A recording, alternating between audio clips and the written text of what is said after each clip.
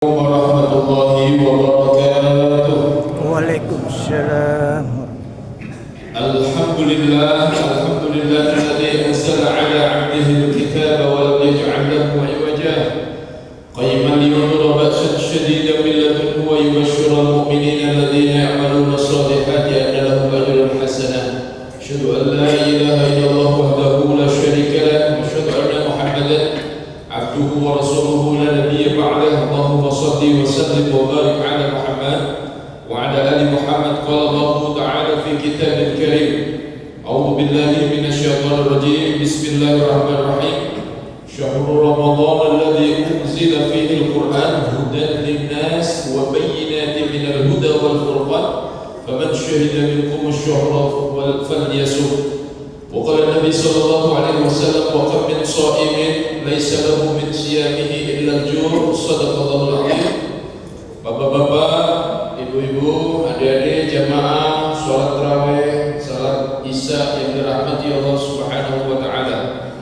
Alhamdulillahirabbil alamin. Bersyukur Bapak Ibu kita semuanya masih dipertemukan oleh Allah pada kesempatan malam hari ini. Saya hadir lagi di sini pada bulan suci Ramadan dan kita bersyukur Bapak Ibu Allah memberikan karunia kita untuk menjalankan puasa Ramadan yang hari ini alhamdulillah kita semuanya sudah masuk di 19.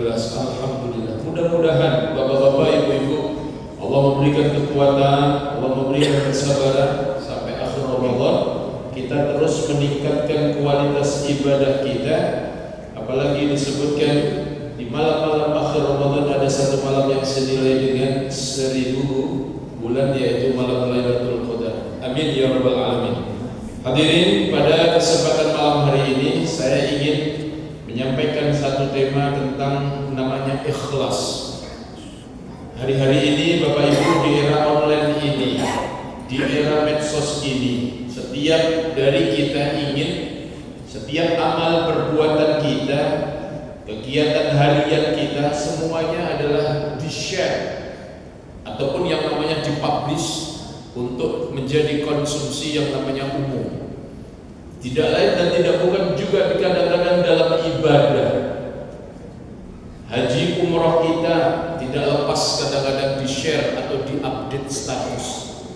Maka kita ingin membicarakan pada kesempatan malam hari ini tentang satu tema, bahwa yang namanya ikhlas ini, kenapa setidaknya kita orang-orang yang beriman ini harus menjalankan ikhlas. Yang pertama, bahwasanya ikhlas ini menjadi syarat diterimanya amal perbuatan manusia. Disebutkan dalam surat Al-Bayyinah, A'udzubillahi minasyaitonirrajim, Bismillahirrahmanirrahim, wa ma umiru illa liya'budullah mukhlishina lahud-din khunafa'a wa yuqimus shalah wa yu'tuz zakah wa dzalika dinul qayyimah.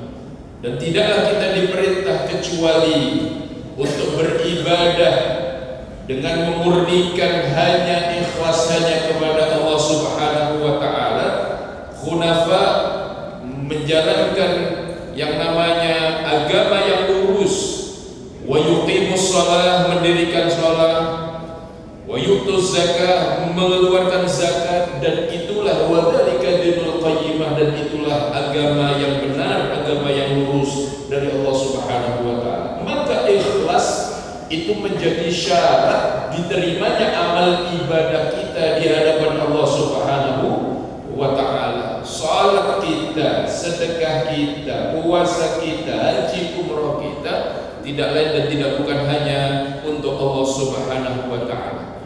Rasulullah juga menekankan bahkan kepada orang-orang yang mau berangkat ke Madinah untuk menjalankan yang namanya hijrah, innamal a'malu binniyah.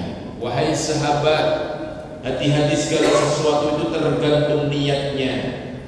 Wa innama likulli ma nawa, orang akan mendapatkan sesuai dengan niatnya. Dijelaskan lebih detail, faman kanat hijratuhu lillah wa li rasulihi, orang yang hijrahnya karena Allah, karena Rasulnya, maka dia akan mendapatkan Allah, mendapatkan Rasulnya.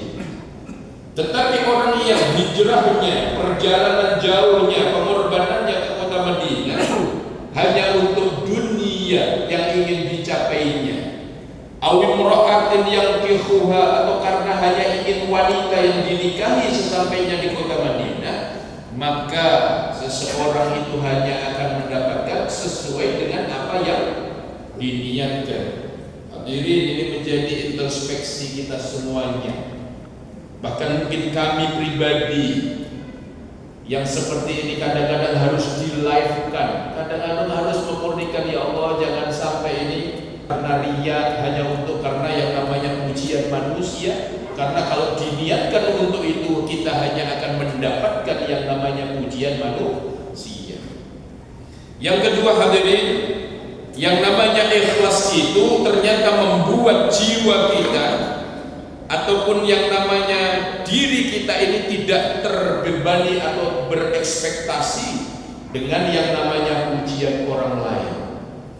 Karena hati-hati, dalam Al-Quran disebutkan, wa qadimna ila ma 'amilu min 'amalin faj'alnahu haba'an mansura. Ada orang-orang yang suatu hari nanti kelihatannya di dunia koyok-koyok, dihormati banyak orang, dipuji-puji banyak orang, tetapi ketika ditunjukkan amal perbuatannya di hadapan Allah Subhanahu wa taala, ternyata bagaikan debu yang berterbangan. Artinya tidak ada nilainya di sisi Allah Subhanahu wa taala. Apa yang kedua, orang yang ikhlas itu dirinya tenang, enggak ingin mendapatkan pujian orang lain.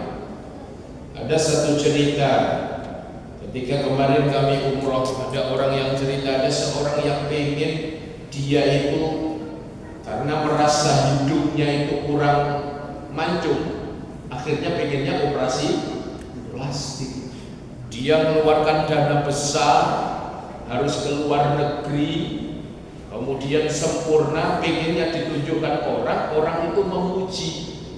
Tetapi apa yang dilakukan orang, melihat justru komentarnya, loh Mbak, kok tambah aneh irungnya.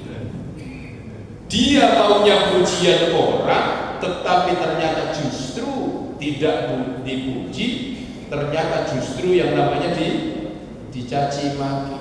Orang ini tidak tahu bahwa Allah itu zat yang paling tahu. Kalau kita yang seperti ini, itu diberi hidung seberapa panjang itu tahu Bapak Ibu. Kalau kita sedang haji, sedang umroh, sampai orang di sana itu kan gemes sama kita, hidungnya kok pesek gitu kan. Artinya apa? Allah itu tahu bahwa kita yang seperti ini diberikan yang namanya hidung seperti ini, kulitnya seperti ini. Allah Maha tahu. Dan ketika seseorang itu berusaha untuk merubah itu, maka dia maunya mendapatkan pujian orang, tetapi justru dia dicaci maki karena enggak pantas. Maka dalam Al-Quran juga disebutkan, ya ayyuhalladzina amanu, wahai orang yang beriman, la tubtilu, jangan kalian membatalkan shadaqatikum, sedekah kalian, bil manni, karena kalian itu menyebut-nyebut. Dulu Masjid Gunung Sari ini enggak seperti ini. Dulu aja itu yang berjuang. Hati-hati kalau kita menyebut-nyebut seperti ini.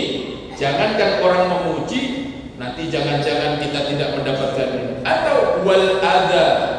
Ada orang itu yang kadang-kadang sedekah tapi disebut-sebut. Ada juga sedekah sambil menyakiti orang lain.